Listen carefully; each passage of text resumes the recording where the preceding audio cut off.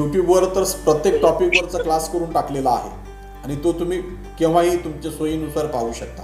त्यासाठी काय असं आपल्या या टाईममध्ये 12:30 ते 1:15 या वेळ टाईममध्येच आपण क्लास जॉईन केला पाहिजे असंही काही नाही.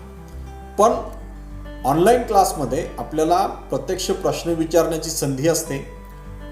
तुम्हाला जो काही प्रश्न पडलेला आहे तो प्रश्न तुम्ही विचारू शकता. कारण आपण जर अभ्यास केलो तरच आपल्याला प्रश्न निर्माण होतात आणि जेवढे अधिक प्रश्न निर्माण होतील, जेवढ्या अधिक प्रश्नांचा तुम्ही शोध घ्याल तेवढे अधिक मार्क परीक्षेमध्ये घेता येतात. कारण कोरोनाच्या या पार्श्वभूमीवर आपली परीक्षा ऑब्जेक्टिव्ह होते आहे, जे बहुपर्यायी होते आहे.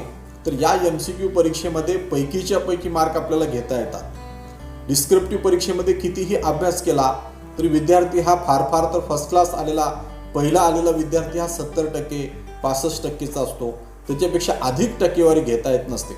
पण MCQ मध्ये गणितासारखे मार्क असतात. तुम्ही एक MCQ बरोबर लिहिला की त्याला पैकीच्या पैकी मार्क द्यावे लागतात. मार्क कुठेही कटत नसतात आणि म्हणून तुम्हाला ही संधी आहे की तुम्ही पैकीच्या पैकी मार्क घेऊ शकता. आणि मग पैकीच्या पैकी मार्क घेण्यासाठी काय केलं पाहिजे तर सिलेबस डोळ्यासमोर ठेवून अत्यंत बारकाईने सिलेबसनुसार आपण अभ्यास करत गेला पाहिजे. राज्य म्हणजे काय आणि राज्याचे 4 घटक हा प्रश्न आपण अभ्यासलेला आहे. त्यासोबतच यूट्यूबमधल्या त्या ह्याच्यामध्ये आपण हे दिलेलं आहे की गेटेलने काय म्हटलेलं आहे, गार्नरने काय म्हटलेलं आहे, अरिस्टॉटलने काय म्हटलेलं आहे. जे राज्यशास्त्राचा आरंभ आणि शेवट राज्यामध्येच होतो असं गेटेलने म्हटलेलं आहे. तर गार्नरने म्हटलेलं आहे की राज्यशास्त्र हे राज्यांचं शास्त्र आहे. हे सुद्धा आपल्याला माहिती असलं पाहिजे. यासोबतच राज्याच्या उदयाचे आपण काही सिद्धांत अभ्यासत असतो. त्यामध्ये दैवी सिद्धांत आहे, शक्ती सिद्धांत आहे, सामाजिक करार सिद्धांत आहे. तर आपल्या अभ्यासक्रमामध्ये ऐतिहासिक सिद्धांत आहे, उत्क्रांतीवादी सिद्धांत आहे. तर ही राज्याच्या उदयाची सिद्धांत आहे. त्यामध्ये मग थॉमस हॉब्सचा राज्याच्या उदयाचा सामाजिक करार सिद्धांत आपण अभ्यासलेला आहे. यूट्यूबवर त्याच्यावर सुद्धा एक स्वतंत्र व्हिडिओ करून टाकलेला आहे. जॉन लॉकचा सामाजिक करार सिद्धांत यावर सुद्धा एक व्हिडिओ करून टाकलेला आहे. रुसोचा सामाजिक करार सिद्धांत यावर सुद्धा एक व्हिडिओ करून टाकलेला आहे. तर सामाजिक करार सिद्धांत हा राज्य हे मानवनिर्मित आहे असं म्हणणारा आहे. तर दैवी सिद्धांत हा राज्य हा पृथ्वीवरील ईश्वराचा अवतार आहे असं म्हणणारा आहे. कारण राज्याची बंधनं, ज्याला आपण राजकीय बंधनं असं म्हणतो, ही राज्याची बंधनं किंवा राज्याच्या कायद्याचं पालन लोकांनी केलं पाहिजे यासाठी म्हणून राज्याचा हा दृष्टिकोन अनादी काळापासून लोकांवर प्रभाव टाकत होता की राज्य हे काय आहे, ईश्वराचा पृथ्वीवरील अवतार आहे. जे मग आपण हिंदू धर्म पाहिला तर यदा यदा हि धर्मस्य ग्लानिन भवती भारत असं म्हणून आपण जेव्हा जेव्हा समाजाला ग्लानी येते तेव्हा तेव्हा विष्णूचा अवतार आपल्या पृथ्वीवर अवतार घेतो. आणि अशा पद्धतीने आपण हिंदू धर्मामध्ये दशा अवताराची संकल्पना मांडलेली आहे. तर ख्रिश्चनमध्ये येशू ख्रिस्त हा सन ऑफ गॉड म्हणजे देवाचा पुत्र म्हणून तो आलेला आहे. तसंच कुराणामध्ये सुद्धा अल्लाह हा देवाचाच अवतार आहे असं ते मानत असतात आणि त्याचा शब्द अंतिम आहे आणि म्हणून कुराण हे अंतिम आहे असं ते प्रेषित मोहम्मद पैगंबर असं ते मानतात. आणि मग अशा पद्धतीने जगातल्या बहुतांश धर्माच्या प्रभावातून अशा पद्धतीचाच राज्याचा सिद्धांत आणि म्हणून तो दैवी सिद्धांत विकसित झालेला होता. पण पुढं राज्याच्या अभ्यासामध्ये बदल होत गेला आणि राज्य हे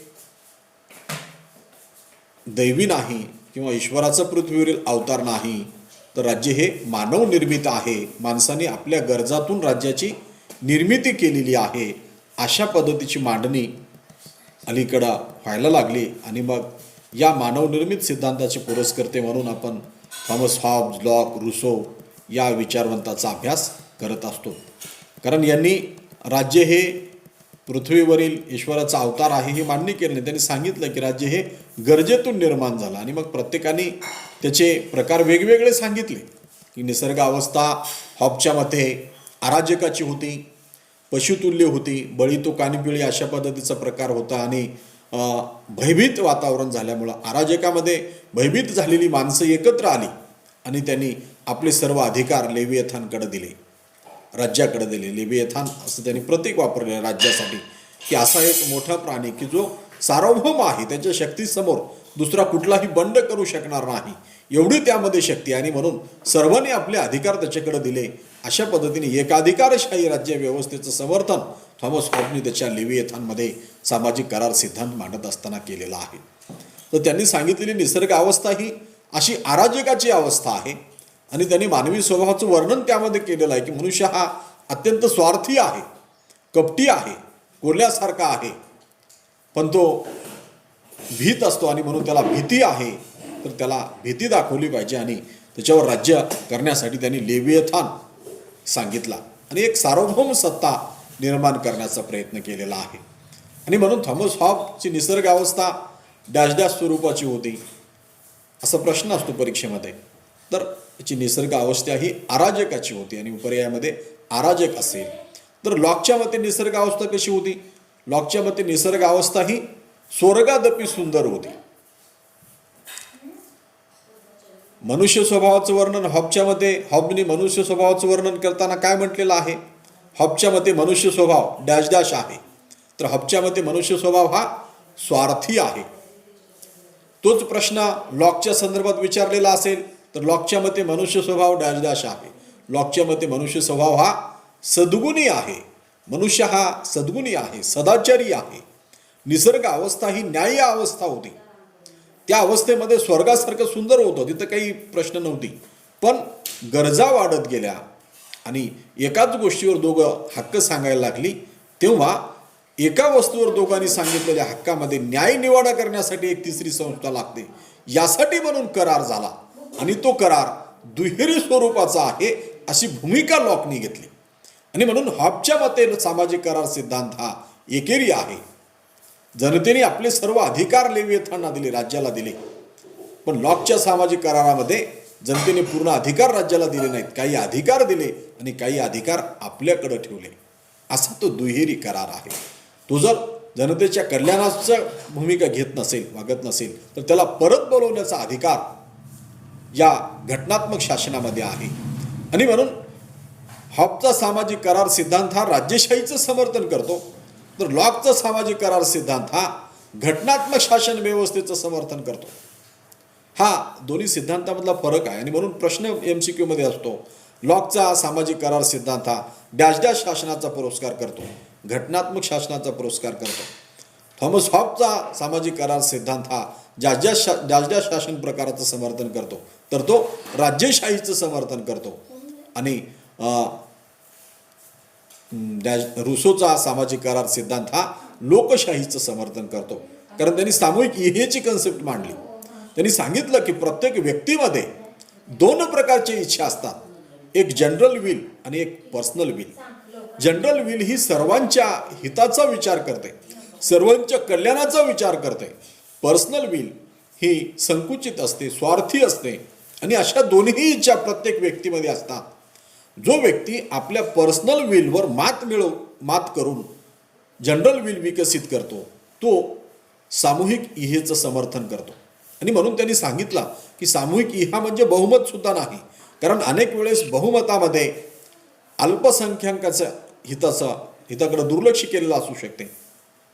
पण सामूहिक इहा ही एकाच वेळी सर्वांच्या कल्याणाचा विचार करते. आणि म्हणून तो म्हणतो की सामूहिक इहा म्हणजे बहुमत नाही, सामूहिक इहा म्हणजे बहुसंख्याकाचं मत नाही, सामूहिक इहा म्हणजे सार्वमत सुद्धा नाही. सार्वमत कधी कधी उत्स्फूर्तपणे विचार न करता सर्वांनी केलेलं मत असते, ते असं नाही, तर विचारांती घेतलेलं मत, म्हणून तो सामूहिक इहेकडे पाहतो. ही अशी इच्छा आहे की ती सगळ्यांच्या कल्याणाचा विचार करते. आणि मग यातून काय काय नाही हे सांगत सांगत तो मग सामूहिक इहा सांगतो की व्यक्तीमध्ये असे दोन प्रकारचे गुण असतात. आणि मग तो आपल्या वैयक्तिक इच्छेला नियंत्रित करून सार्वजनिक इच्छा तो विकसित करू शकतो, जनरल विल तो विकसित करू शकतो. आणि हा विचार अत्यंत प्रभावीपणे मांडला.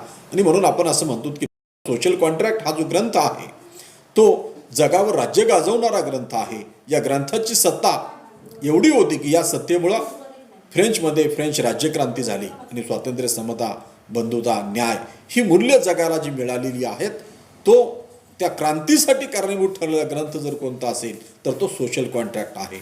आणि मग परीक्षेमध्ये हाही प्रश्न असतो की सोशल कॉन्ट्रॅक्ट ग्रंथाचा लेखक डॅश डॅश आहे, तर तो रुसो आहे. लेविएथान या ग्रंथाचा लेखक डॅश डॅश आहे, तर तो थॉमस हॉब्स आहे. जे अशा पद्धतीची प्रश्न ही परीक्षेमध्ये पुन्हा पुन्हा विचारली जातात, तेव्हा आपल्याला असा सर्व अंगाने हा सगळा सिलेबस समोर ठेवून त्याचा अभ्यास करावा लागतो. आणि मग अभ्यास झाल्यानंतर आपण ज्या काही MCQच्या मागच्या परीक्षेच्या आन्सर की दिलेली आहेत त्या तुम्हाला तपासून पाहता येतात. कशा पद्धतीचे प्रश्न मागच्या परीक्षेमध्ये विचारलेली आहेत आणि मग आता कशा पद्धतीचे प्रश्न विचारले जातील याची कल्पना तुम्ही करू शकता आणि तुम्ही सुद्धा सांगू शकता. यासाठी ज्योतिषी लागणार नाही की आता उद्या परीक्षेमध्ये काय प्रश्न येणार आहे. तुमचा जर अभ्यास झाला पूर्ण सिलेबसनुसार तर तुम्ही स्वतः सांगू शकाल की उद्या परीक्षेमध्ये ही प्रश्न येऊ शकतात. गेस्ट पेपर जो काही असतो तो अभ्यासानंतर विद्यार्थी सुद्धा सांगू शकतो. त्याला ज्योतिषाकडे जाण्याची गरज भासत नाही. म्हणजे एवढं ज्ञानसत्तेमध्ये सामर्थ्य आहे. तुम्ही जर ती साधना केली, तुम्ही जर तो अभ्यास केला तर निश्चितपणे तुम्हाला उद्याचा पेपर काय आहे हे आजच समजायला लागेल. आणि म्हणून तुम्ही अभ्यास केला पाहिजे. हा सगळा सिलेबस पूर्ण वाचून काढल्यानंतर तो समजून घेतल्यानंतर मग प्रश्नपत्रिका सोडण्याचा सराव केला पाहिजे की प्रश्न कशा पद्धतीचे येतात. आपण आपल्या चॅनलवर प्रत्येक टॉपिक वाईज MCQ दिलेली आहेत आणि मग तेवढीच MCQ आहेत का, तर कधी कधी ती कशी बदलून विचारली जातात.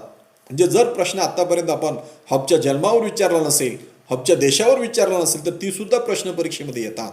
आणि मग आपण वाचताना जर त्या गोष्टीकडे लक्षच दिलं नाही, आपल्याला असं वाटलंच नाही की नाही थॉमस हॉब्स कुठला विचारवंत आहे, हा प्रश्न येईल अशी आपण कल्पनाच केली नाही, तर आपल्याला ते लक्षात राहणार नाही. पण हा सगळा अभ्यास झाल्यानंतर जर आपण प्रश्नपत्रिका पाहायला लागलो तर आपल्या असं लक्षात येईल की एखाद्या वेळेस MCQ मध्ये हा प्रश्न असतो, थॉमस हॉब्स हा डॅश डॅश देशातील विचारवंत आहे, तर तो इंग्लंडमधील विचारवंत, हे आपल्याला लिहावं लागत असते. आणि म्हणून प्रत्येक विचारवंताचं चरित्र सुद्धा आपल्याला पाहावं लागत असते, कारण त्याचा जन्मतारीख, त्याचं इसवी सन हे सुद्धा परीक्षेमध्ये विचारलं जाते. एवढंच नाही तर एका विचारवंताची जेव्हा 4-4 ग्रंथ असतात तेव्हा ती ग्रंथ आणि त्या ग्रंथ कुठल्या वर्षी प्रकाशित झाली ही इसवी सन सुद्धा परीक्षेमध्ये विचारली जातात. आणि म्हणून त्याचा सुद्धा आपल्याला अभ्यास करावा लागतो. आणि मग अभ्यास करत गेल्यानंतर ही अभ्यासाची खोली आपल्याला माहिती होत जाते. आणि ही माहिती होण्यासाठी किमान आपल्याला अभ्यास करावा लागतो.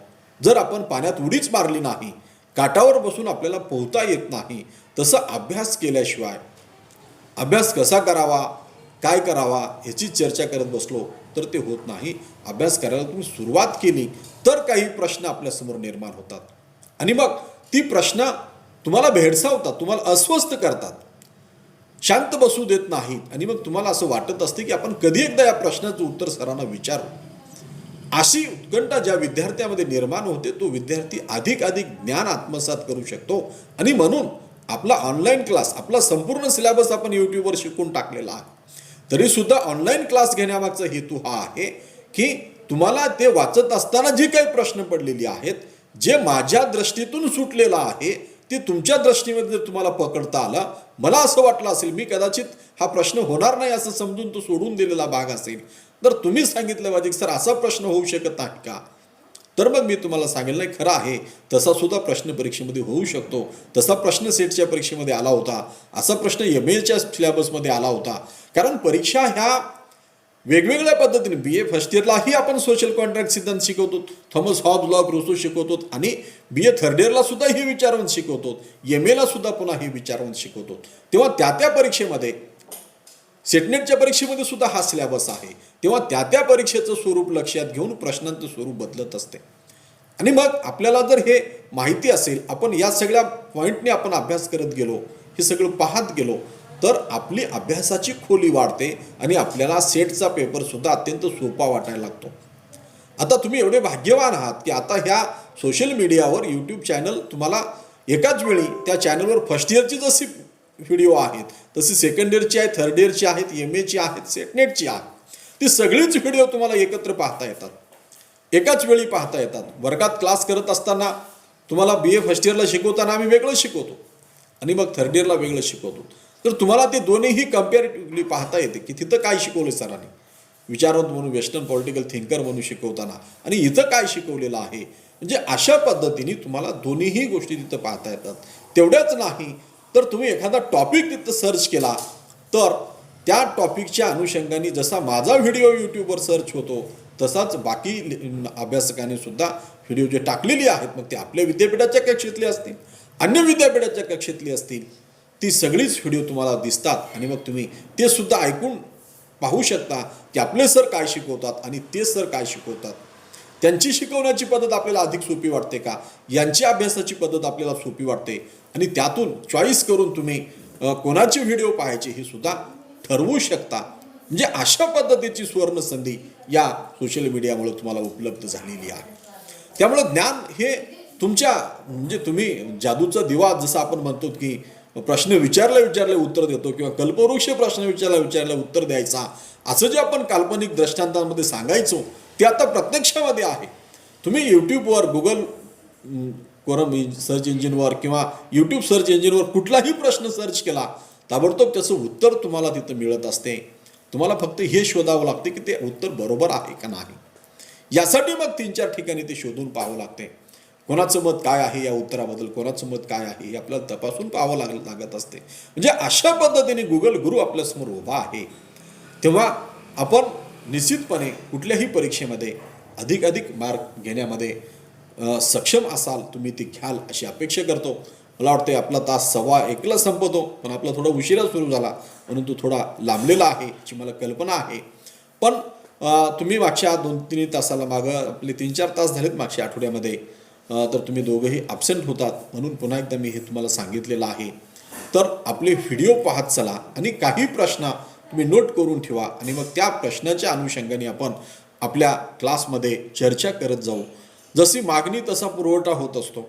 विद्यार्थ्यांना अधिक भूक लागली तर आपण त्याला अधिक माहिती सांगू, भूकच लागली नसेल तर पालत्या घागरीवर पाणी अशा पद्धतीचं ते होते आणि म्हणून आम्ही सांगायचं टाळत असतो. जेवढी गरज आहे गरजेपुरतंच सांगावं, गरज नसेल तर सांगून काय फायदा. जे अशा पद्धतीने लेक्चरला संकुचितपणा येत असतो. त्यामुळं तुम्हाला अधिक प्रश्न निर्माण झाले पाहिजेत आणि ती प्रश्न तुम्ही विचारली पाहिजेत. त्यातून आपल्याला अधिक उत्तराच्या जवळ जाता येऊ शकते. तर धन्यवाद विद्यार्थी मित्र.